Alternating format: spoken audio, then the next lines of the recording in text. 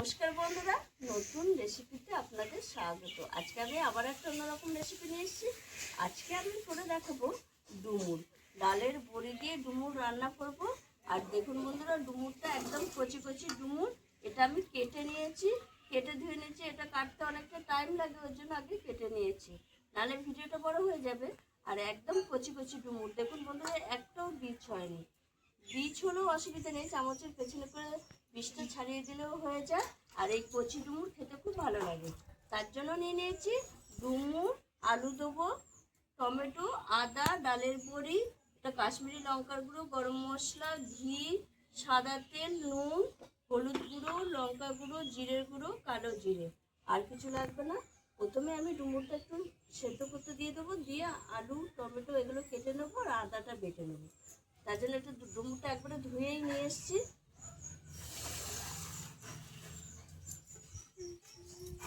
এর মধ্যে আমি দিয়ে দেবো স্বাদ মতো একটু লবণ। লবণ দিলে তাড়াতাড়ি সেদ্ধ হয়ে যাবে, কষ্টটা বেরিয়ে যাবে।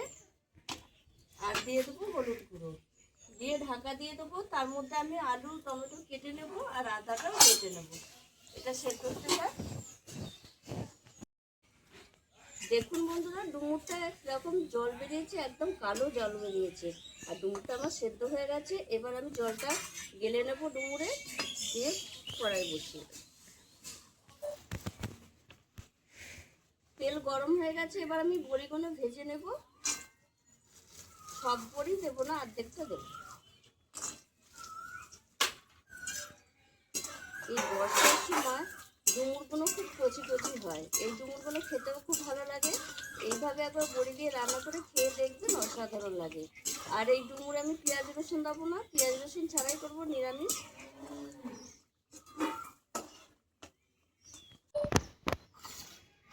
এবার আমি ফোড়নে দিয়ে দেবো কালো জিরে,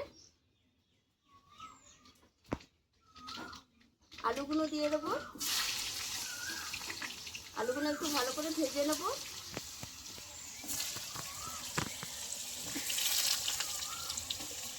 আলুর মধ্যে একটু হলুদ দিয়ে দেবো,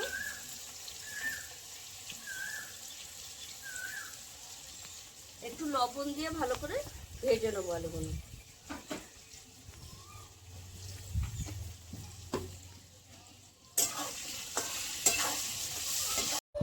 আলুগুলো লাল লাল করে ভাজা হয়ে গেছে। এবার আমি দিয়ে দেবো আদা বাটা, টমেটো কুচি, জিরের গুঁড়ো,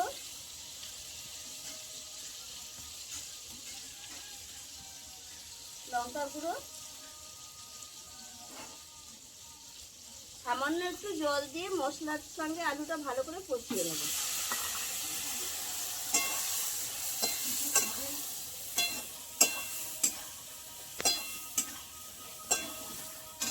স্বাদ ব্যালেন্সের জন্য একটু চিনি দিয়ে দেবো, 1 চামচ মতো একটু দিলাম। ডুমুরের তরকারি একটু চিনি দিলে ভালো লাগে। দিয়ে দেবো একটু কাশ্মীরি লঙ্কার গুঁড়ো, কালারটা ভালো আসার জন্য। কাশ্মীরি লঙ্কার গুঁড়ো ঝাল হয় না, কিন্তু কালারটা ভালো হয়। আলুর সঙ্গে মশলা ভালো করে কষানো হয়ে গেছে। এবার আমি ডুমুর দিয়ে দেবো, সেদ্ধ করে রাখা ডুমুর। আর দেখুন বন্ধুরা, আলু কষাতে কষাতে অর্ধেক সেদ্ধ হয়ে গেছে। ডুমুরটা দিয়ে আলুর সঙ্গে এরকম মশলার সঙ্গে 5 মিনিট মতো ভালো করে একটু কষিয়ে নেব। দেখুন বন্ধুরা, ডুমুর দিয়ে 5 মিনিট মতো কষিয়ে নিয়েছি আলুর সঙ্গে। আর কত সুন্দর হয়েছে দেখুন, আলুটা সেদ্ধই হয়ে গেছে, ডুমুরও সেদ্ধ হয়ে গেছে, সেদ্ধ করে নিয়েছি যেহেতু। এবার আমি জল দিয়ে দেবো। আর এই সময় কেন, ডুমুর আমাদের শরীরের পক্ষে খুবই উপকারী। ডুমুর খেলে পেট ঠান্ডাও করে, শরীরে রক্তও হয়। এবার আমি দিয়ে দেবো বড়ি, ডালের বড়ি, দিয়ে ঢাকা দিয়ে দেবো। 5 মিনিট ফুটে উঠলেই আমি নামিয়ে দেবো, কারণ আলুও সেদ্ধ হয়ে গেছে, ডুমুরও সেদ্ধ হয়ে গেছে।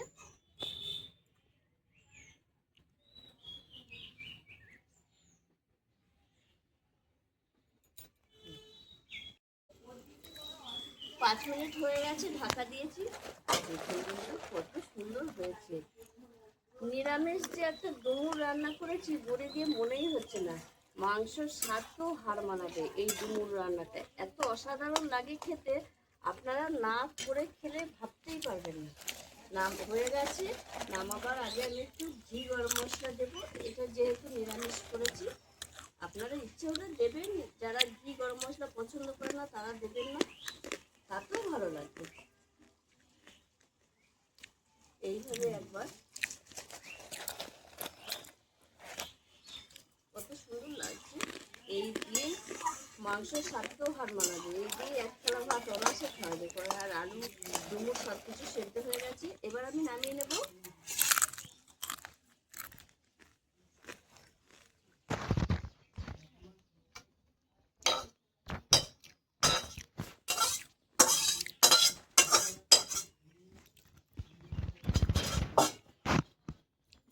আপনারা এইভাবে একবার ডালের বড়ি দিয়ে নিরামিষ ডুমুর রান্না করে খাবেন, অসাধারণ লাগে।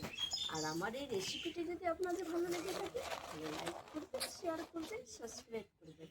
আবার দেখা হবে আগামী ভিডিও।